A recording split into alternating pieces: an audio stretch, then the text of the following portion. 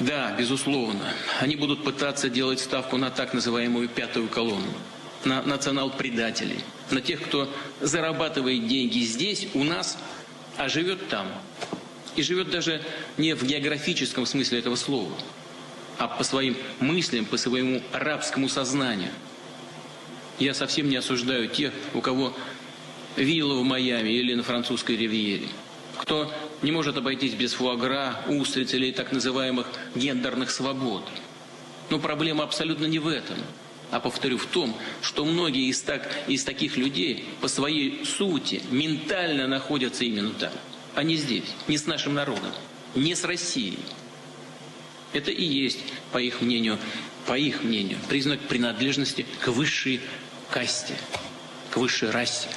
Подобные люди готовы и мать родную продать, только бы им разрешили сидеть в прихожей у этой самой высшей касты.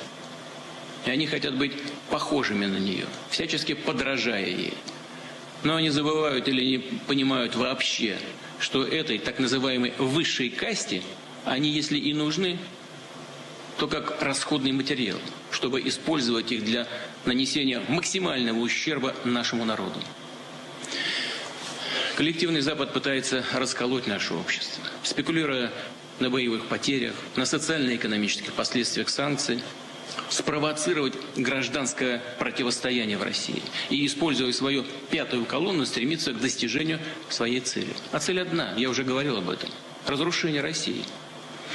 Но любой народ, а тем более российский народ, всегда сможет отличить истинных патриотов от подонков и предателей и просто выплюнет их, как случайно залетевшую в рот мушку, выплюнет на панель. I wanted to do one more video for the day because there's a lot of news going on and I couldn't fit this into my first video. And what I want to talk about are two things: what's going on in Ukraine on the ground, and I want to talk about Vladimir Putin's speech that he gave yesterday, because while Zelensky, while the puppet was speaking to the puppet masters in the United States in Congress, Vladimir Putin was giving his own speech, talking to the Russian people.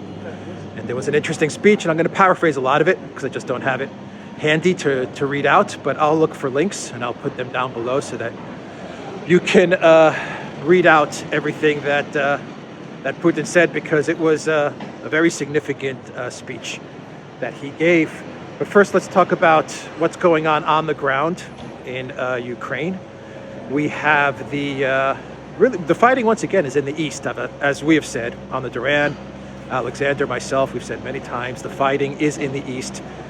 The Western mainstream media focuses on Kiev, and there's fighting there, but you know the main cities like Kiev are, you know, they're encircled, and the Russian military is closing in on those cities. It's heating up those cauldrons, tightening up those encirclements. But we know that Vladimir Putin has given orders not to enter those cities. We know that as a fact now.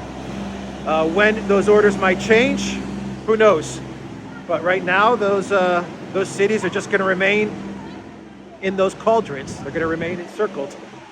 But the real fighting is happening in the Donbass, where you have, from what I understand, you may have now two cauldrons forming in the Donbass, where you have these 70, 80, 60,000 Azov military in those cauldrons, the Ukraine military trapped in those cauldrons, and they're trying to retreat, from what I understand, but they can't retreat. They're stuck in there, and those cauldrons are going to get heated up. And then you have Mariupol, which is where a lot of the fighting is taking place. And from what I understand, a lot of the information, a lot of the videos that I'm getting are showing that the Chechens are there and they're helping out and they're mopping up. So they're in the center of the city, like in the center of the city. So do I really need to say anything else other than the Chechens are now in the center of the city and they're cleaning things up? I think everyone understands what that means. So that's what's going on the ground. And now let's get to Vladimir Putin's speech that he gave yesterday. And this was basically the president of Russia telling the Russian people that Russia is out of the system. They're out. They're out of the West. They're out of globalization. They're out. And he made some very interesting points. He talked about how the Western financial system, all they do is steal and cheat and lie. I mean, once again, I'm paraphrasing, but that's pretty much what he said. He said the Western financial system can't be trusted. He said that entrepreneurs that were working with the West have now seen what the Western financial system is all about as they steal their money. And he said, isn't it better for entrepreneurs to invest that money back home? So he made that statement. He also made an interesting statement about the nationalization that a lot of people are talking about, the fact that Russia may actually seize assets of Western companies that have paused their business in Russia or have stopped doing business in Russia, like all these, like the McDonald's and the Coca-Colas and the IKEAs. I mean, there's a huge list of companies. I'm just giving a couple that have said they're going to pause their operations in Russia or they're pulling out of Russia because of this conflict. And Putin made it a point to say that, you know what, we're not going to take over these businesses. We're not going to do that because we don't believe in stealing. We're not going to steal assets like the West has done to us by going into our central bank and stealing our assets and our reserves.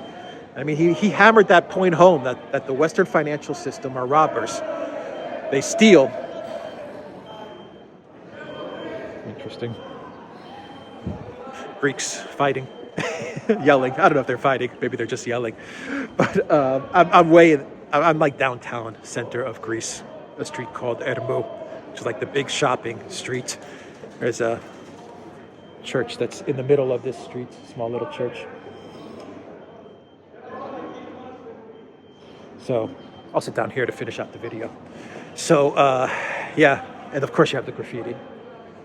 What would Greece be without its graffiti? Athens. And yeah, Putin just really hit hard at the whole Western architecture. And this was just basically him telling the Russian people, we're out, we're done, it's over. And you know, some people, I saw that Gonzalo Lira actually put up a post on his Telegram, and he said this was like Putin's way of declaring war on the Western oligarchs and the Western financial system. In a way, that's kind of right. I mean, it's Putin telling the Russian people that it's over. We're never going back. We're done with these guys. We're done with this financial architecture. Any Russians that are doing business abroad, come on home, come back to Russia, and let's go our own way. You know, Russia going their own way is really what that speech was about. So I think I'll leave it there. I'll find the link to that speech, as I said, and put it down below in the description box so everyone can read it. I mean, it was Zelensky's speech to Congress was troubling because he's calling for World War III, but it was also comical and just poorly scripted. You know, Zelensky talking about 9/11 and Pearl Harbor and MLK. It's just laughable. It really is laughable. And Putin's speech was very much Russia telling the West, we're out. We are now finally out. That's what it was. I mean, that was the feel that it got. We're finally out. It's going to be painful. It's going to be difficult. But they don't control us anymore. And it was, I don't know, maybe you could say that it's Russia's way of declaring war on globalism. That was really the sense that I got out of it. It was Putin's way of saying no more globalism for us. So anyway, I thought I would relay that information out to everybody because I thought it was significant. And once again, the Western mainstream media, they're going to report like crazy with regards to Zelensky. He's so heroic. He's so cool. He's so this. He's a puppet. He's a freaking puppet. But you know, this is a narrative that they're pushing out there. Meanwhile, you had a very significant speech, a significant geopolitical, a significant financial declaration from the Russian president. And you know what the Russian president talks about, what Putin talks about, you can put money on it that China is also fully on board, and that's significant. And we're seeing India, and we're seeing Iran. I don't know, maybe Turkey. Who knows? Who knows where this is going to? This new system, this new architecture. Who knows where this is going to to take us. But wow, what a speech. What a speech. Anyway, I'll leave it there, everybody. Duran.locals.com. I'm going to grab a coffee somewhere around here, and I'm going to edit these videos so everyone can have a look where I am. Yeah, actually, the Acropolis is just right up that way. Let me take you guys there. If you guys have 10 seconds, just stay with this video for 10 more seconds, 20 more seconds as I walk to give you a view of the Acropolis kind of peeking out there through these side streets. Here we go. So I don't know if you guys can see it.